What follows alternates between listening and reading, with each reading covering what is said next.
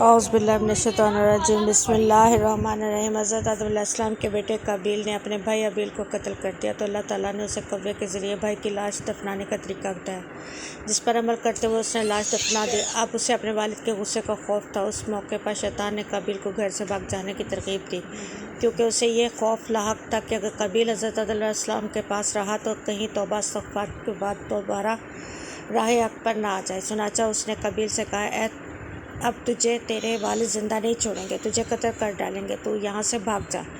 قابیل کو تو پہلے ہی اس بات کا خوف تھا، لہٰذا وہ یمن فرار ہو گیا، جہاں اس نے سکونت اختیار کی، اور بعد ازاں اس نے شادیاں بھی کی، جن سے اولاد کثیر پیدا ہوئی۔ قابیل نے اپنے والد کے دین حق سے بغاوت کر کے پہلے آتش پرستی شروع کی، پھر شیطان نے اسے پتھر سے بت بنانے کا طریقہ سکھا دیا۔ یوں قابیل اور اس کے اولاد نے ایک اللہ کو چھوڑ کر بت پرستی شروع کر دی۔ دنیا میں قتل و غارت، حسد و فساد اور بت پرستی کی بنیاد قابیل ہی نے رکھی۔ جب حضرت آدم علیہ السلام کو پتہ چلا کہ بھائی نے بھائی کا قتل کر دیا تھا، حابیل ایک بہت ہی نیک اور خدا ترس لڑکا تھا، اس لیے حضرت آدم علیہ السلام کو حابیل کی موت کا بہت ہی دکھ ہوا۔ حابیل پر حضرت آدم علیہ السلام کو پورا بھروسہ تھا کہ یہ بیٹا اللہ تعالیٰ کے دین کو آگے بڑھائے گا۔ بہت سی روایات میں کہ حابیل کی شہادت اس لیے ہوئی تھی کہ قابیل کو اس بات کے بارے میں مکمل طور پر علم تھا کہ حضرت آدم علیہ السلام کے وصال کے بعد حابیل ہی والد کا خلیفہ ہوگا۔ اس حسد کی وجہ سے قابیل کے ہاتھوں ہی بھائی کا قتل کروا دیا تھا۔ حابیل کے مرنے کے بعد حضرت آدم علیہ السلام اور حضرت اماں حوا علیہ السلام بہت ہی اداس رہا کرتے تھے۔ ماں باپ بیٹے کو یاد کر کے کئی کئی دن تک روتے رہتے تھے۔ حضرت آدم علیہ السلام رب کائنات سے دعا کیا کرتے تھے، یا اللہ تعالیٰ مجھے ایسی اولاد عطا فرما جو تیرے دین کو پھیلانے میں میری مدد کرے۔ اللہ تعالیٰ نے حضرت آدم علیہ السلام کی دعا کو قبول کرتے ہوئے ایک بیٹے سے نوازا جو بہت ہی نیک اور پرہیزگار تھا۔ اس کا نام شیس علیہ السلام رکھا گیا۔ اس لڑکے کے جنم پر حضرت اماں حوا علیہ السلام اور حضرت آدم علیہ السلام بہت ہی خوش تھے۔ حضرت شیس علیہ السلام جب پیدا ہوئے تو حضرت آدم علیہ السلام کی عمر 103 سال کے قریب ہو گئی۔ شیس کے عربی زبان میں معنی عطیہ خداوندی کے ہیں، اللہ تعالیٰ کی طرف سے عطا کیا گیا خوبصورت تحفہ۔ حضرت شیس علیہ السلام شکل و صورت اور سیرت کے لحاظ سے اپنے باپ سے بہت ہی ملتے تھے۔ حضرت شیس علیہ السلام سے حضرت آدم علیہ السلام اور حضرت حوا علیہ السلام بہت ہی محبت کرتے تھے۔ اللہ تعالیٰ کی طرف سے حضرت آدم علیہ السلام کو حکم ہو چکا تھا کہ شیس علیہ السلام بڑا ہو کر بہت ہی نیک اور والد کے نقش قدم پر چلے گا، اس لیے حضرت آدم علیہ السلام جہاں بھی جاتے تھے حضرت شیس علیہ السلام کو اپنے ساتھ رکھتے تھے۔ حضرت آدم علیہ السلام نے اپنے بیٹے کی تربیت اس طرح سے کی کہ جب بڑے ہوئے تو ان کو ہر برے اچھے کام کی پہچان ہو چکی تھی۔ حضرت آدم علیہ السلام نے حضرت شیس علیہ السلام کو درس و تدریس اور وعظ و تبلیغ کے خوبصورت اور منفرد طریقے سکھائے، ان کو دن رات کی گھڑیوں کی پہچان کروائی، ان اوقات میں ہونے والی عبارتوں میں علم دیا۔ اس کے علاوہ طوفان نوح اور بے شمار دنیا میں ہونے والے علم کے بارے میں جیسے جیسے حضرت آدم علیہ السلام کو حکم ہوتا تھا، وہ ساتھ ساتھ اپنے بیٹے کے علم میں اضافہ کرتے جاتے۔ حضرت اماں حوا اور حضرت آدم علیہ السلام کو اپنے بیٹے حضرت شیس علیہ السلام پر بہت فخر اور ناز تھا، کیونکہ حضرت آدم علیہ السلام کا ایک بیٹا قتل ہو گیا تھا، دوسرے شیطان کے ہاتھوں گمراہ ہو گیا تھا، اس لیے اب حضرت آدم علیہ السلام کو حضرت شیس علیہ السلام پر بہتری کی توقع تھی۔ جب خلافت کا وقت آیا تو حضرت شیس علیہ السلام کو حضرت آدم علیہ السلام نے اپنا خلیفہ بنایا۔ جب حضرت آدم علیہ السلام کی عمر 960 سال کی ہوئی تو آپ علیہ السلام کا انتقال ہو گیا تھا۔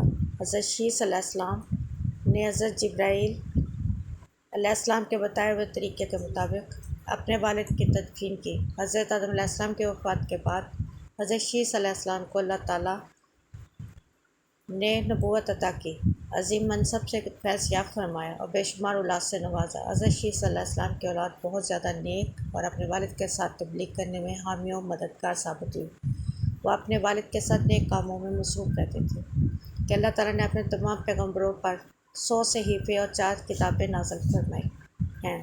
حضرت شیس صلی اللہ علیہ وسلم پر 100 صحیفے نازل کیے گئے تھے، کیونکہ قرآن پاک میں جن 25 انبیاء کرام کا ذکر کیا گیا ہے ان میں حضرت شیس صلی اللہ علیہ وسلم کا نام شامل نہیں ہے، لیکن حدیثوں میں ان کے نبی ہونے کے ساتھ ساتھ صحیفے نازل ہونے کا بھی ذکر ملتا ہے۔ حضرت شیس صلی اللہ علیہ وسلم نے ساری زندگی اللہ تعالیٰ کی رضا حاصل کرنے کے لیے ہی بسر کر دی تھی۔ عمر کے آخری حصے میں عمر زیادہ ہونے کی وجہ سے گوشہ نشین ہو چکے تھے، لیکن آپ علیہ السلام کی اولاد آپ کے کام کو آگے بڑھاتی رہی۔ حضرت شیس صلی اللہ علیہ وسلم اپنے بھائی کے کفر و شرک میں مبتلا ہونے اور شیطان کے شکنجے میں آنے سے بڑے فکر مند رہتے تھے کہ میرا بھائی شیطان کے پیروکار کیوں بن گیا ہے۔ اس کو اللہ تعالیٰ کی عبادت کرنے اور ان کو نیک عمل کرنے کی طرف لانے کے لیے ہر وقت کوشش کرتے رہتے تھے، جس نے اپنے باپ آدم علیہ السلام اور حابیل کی شکل کے بت بنا کر اس کی پوجا کرنا شروع کر دی تھی۔ روایات میں ہے کہ دنیا کے تمام انسان بنی آدم علیہ السلام شیس علیہ السلام کی ہی اولاد ہیں، کیونکہ حابیل تو اپنے بھائی قابیل کے ہاتھوں 20 سال کی عمر میں ہی قتل کر دیے گئے تھے۔ انہوں کی کوئی اولاد بھی نہ تھی، جبکہ دوسرے بیٹے قابیل کی اولاد شیطان کے پیروکار اللہ تعالیٰ کی نافرمان اور کفر پر گامزن تھی۔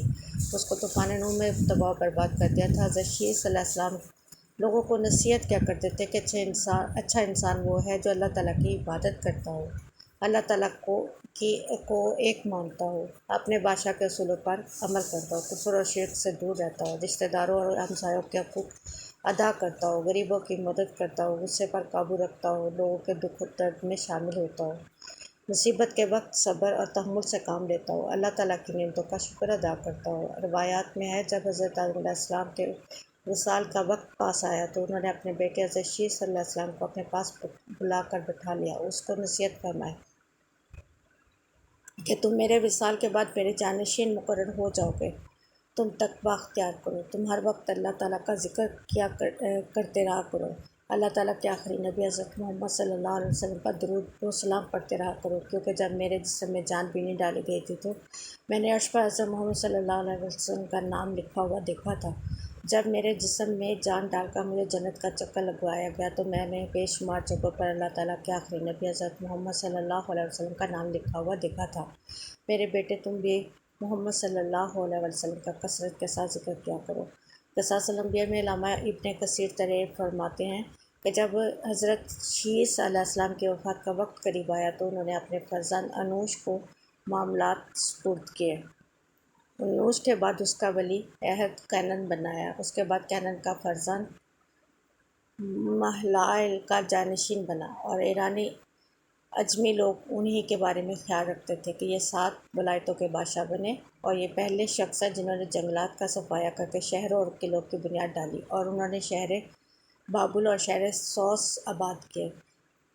ابلیس اس کے لشکروں، جنوں وغیرہ کو بھی مار کر انسانی آبادیوں سے بھگا کر ویرانوں اور گھاٹیوں میں دھکیل دیا۔ ان کا ایک بڑا تاج بھی تھا اور وہ لوگوں کو باز بھی فرماتے۔ ان کی بادشاہی 40 سال رہی۔ جب وفات کا وقت قریب آیا تو انہوں نے اپنے فرزند اخنوخ کو اپنے جانشین مقرر کیا اور انہیں مختلف کاموں کی انجام دہی کے حوالے سے وصیت کی۔ مشہور اقوال کے مطابق یہی اخنوخ حضرت ادریس صلی اللہ علیہ وسلم تھے، جنہیں حضرت شیس صلی اللہ علیہ وسلم کے بعد اللہ تعالیٰ نے نبوت سے سرفراز فرمایا۔ حضرت شیس صلی اللہ علیہ وسلم کی وفات 912 برس کی عمر میں ہوئی، اور ان سے منسوب مزارات 3 مختلف مقامات نمبر 1 غزہ عراق کے شہر موصل اور ایودھیا بھارت میں ہے۔ ان تینوں میں سے کسی میں حضرت شیس صلی اللہ علیہ وسلم مدفون ہے، یہ اللہ تعالیٰ ہی بہتر جانتا ہے۔ قصاص القرآن، معراج النبوت، روح البیان۔ موصل میں قائم مزار کو حالیہ عراق جنگ کے دوران شدید نقصان پہنچا۔ بعض روایات کے مطابق حضرت شیس صلی اللہ علیہ وسلم کا انتقال مکہ مکرمہ میں ہوا اور وہ وہیں سپرد خاک ہے، جبکہ خیال یہ بھی ہے کہ حضرت شیس صلی اللہ علیہ وسلم کا مزار لبنان کے ایک گاؤں شیس نبی میں ہے، جہاں ان کے نام سے ایک مسجد بھی قائم ہے۔